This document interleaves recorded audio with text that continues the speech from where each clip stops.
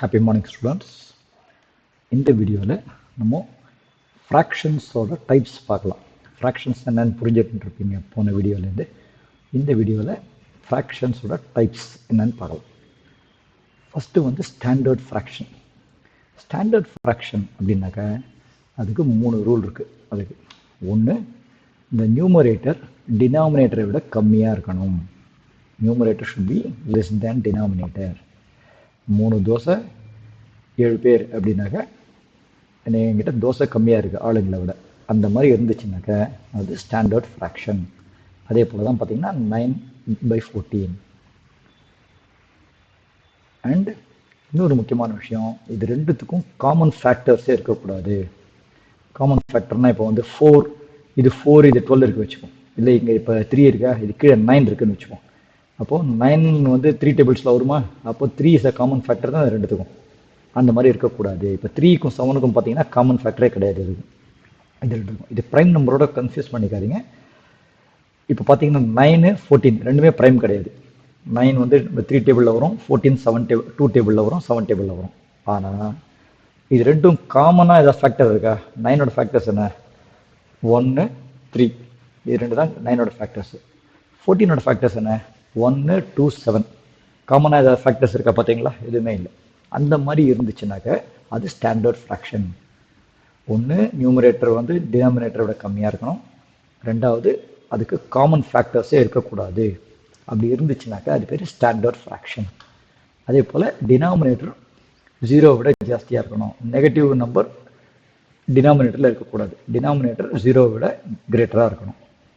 இதான் 3 rule standard ஃப்ராக்ஷனுக்கு. Proper fraction. Proper fraction almost நமக்கு ஸ்டாண்டர்ட் ஃப்ராக்ஷன் மாதிரி தான். ஒரே ஒரு வித்தியாசம், இதில் இது ரெண்டும் ஃபேக்டர்ஸ் இருக்கலாம். ஃபார் எக்ஸாம்பிள் இப்போ பார்த்தீங்கன்னா 3/9 போட்டிருக்கேன். 3க்கும் 9க்கும் காமன் ஃபேக்டர்ஸ் இருக்குது. இருந்தாலும் இது ப்ராப்பர் ஃப்ராக்ஷன். பட் மற்ற 2 ரூலும் அப்ளிகபிள்.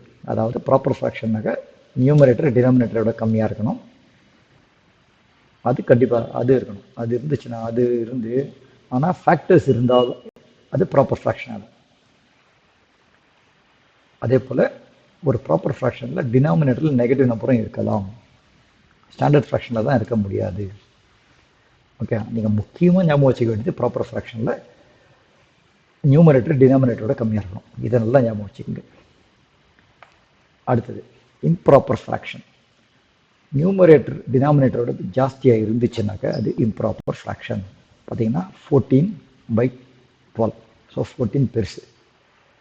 8/3, 8 3யோட பெருசு. 14 4ஓட பெருசு. இது நெகட்டிவ் 14 தானே.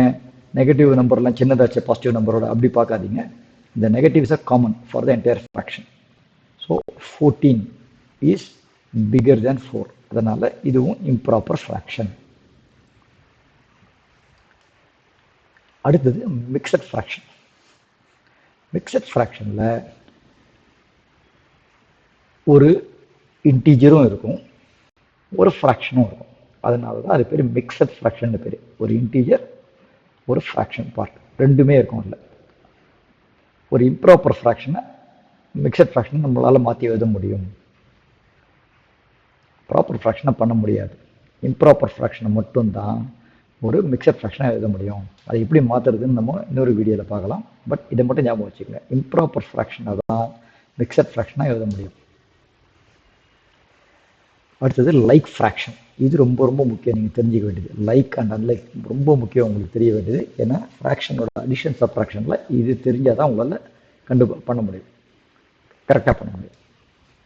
லைக் ஃப்ராக்ஷன் அப்படின்னாக்க ஒரு 2 ஃப்ராக்ஷன் கொடுத்து அது ரெண்டுத்துக்குமே டினாமினேட்டர் சேமாக இருந்தால் அது லைக் ஃப்ராக்ஷன். நியூமரேட்டர் வேறு வேறு இருந்தாலும் பரவாயில்ல, டினாமினேட்டர் சேமாக இருந்தால் 2 ஃப்ராக்ஷனுக்கு அதுக்கு பேர் லைக் ஃப்ராக்ஷன்ஸ்னு பேர்.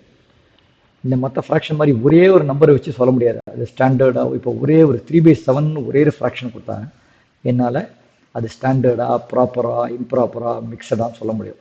ஆனால் லைக் ஃப்ராக்ஷனுக்கு அன்லைக் ஃப்ராக்ஷன் ஈக்குவலன்ட் ஃப்ராக்ஷன்ஸ் இது 3த்துக்கும் அட்லீஸ்ட் 2 ஃப்ராக்ஷன் இருக்கணும். கம்பேர் பண்ணுறோம், நம்ம 2த்தை கம்பேர் பண்ணி ஆன்சர் பண்ணுறோம். அதனால் இந்த 3 டைப் ஆஃப் ஃப்ராக்ஷன்ஸுக்கும் நமக்கு அட்லீஸ்ட் 2 ஃப்ராக்ஷன்ஸாவது இருக்கணும். அப்போ தான் அதை கம்பேர் பண்ணி சொல்ல முடியும் அது லைக்கா அன்லைக்கா ஈக்குவலட்டா என்ன அப்படின்ட்டு. சரியா? So again going back, like ஃப்ராக்ஷன்னாக்கா டினாமினேட்டர் சேமாக இருக்கணும், நியூமரேட்டர் சேமாக இருக்க வேண்டிய அவசியம் இல்லை. நியூமரேட்டர் சேமாக இருந்தால் ரெண்டும் ஒரே ஃப்ராக்ஷன் ஆகிடும் இல்லையா? ஸோ டினாமினேட்டர் சேமாக இருக்கும் இருந்தாக்கா அது லைக் ஃப்ராக்ஷன். டினாமினேட்டர் சேமாக இல்லைன்னாக்க நியூமரேட்டர் சேமாக இருந்தால் கூட டினாமினேட்டர் மட்டும் சேமாக இல்லைன்னாக்க they are called unlike fractions. நல்லா ஞாபகம் வச்சுக்கோங்க, டினாமினேட்டர் டிஃப்ரெண்ட்டாக இருந்தாலே போதும், நியூமரேட்டர் சேமாக இருந்தால் கூட அது அன்லைக் ஃப்ராக்ஷன் தான். கடைசி type of fraction equivalent fractions. இதை பற்றி ஏதாவது ஒரு 2-3 உங்ககிட்ட 2 ஃப்ராக்ஷன் 2 ஆர் மோர் ஃப்ராக்ஷன்ஸ் இருக்கு, அதை உங்களால் சேம் ஸ்டாண்டர்ட் ஃபார்முக்கு எடுத்துன்னு வர முடியும். ஸ்டாண்டர்ட் ஃபார்ம்னா என்ன? நியூமரேட்டர் டினாமினேட்டரை விட கம்மியாக இருக்கணும், நியூமரேட்டருக்கும் டினாமினேட்டருக்கும் காமன் ஃபேக்டர்ஸே இருக்கக்கூடாது. அந்த அளவுக்கு எடுத்துன்னு வந்துட்டீங்கன்னாக்கா அது ஸ்டாண்டர்ட் ஃபார்ம்னு பேர். அதான் படித்தோம் முதல்ல, ஸ்டாண்டர்ட் ஃப்ராக்ஷன். ஸோ உங்களால் கொடுத்துருக்க எல்லா ஃப்ராக்ஷனையும் சேம் ஸ்டாண்டர்ட் ஃபார்ம் வேல்யூக்கு கொண்டு வர முடிஞ்சாக்க அந்த ஃப்ராக்ஷன்ஸ்லாம் ஈக்குவலன்ட் ஃப்ராக்ஷன்ஸ் அப்படின்னு பேர்.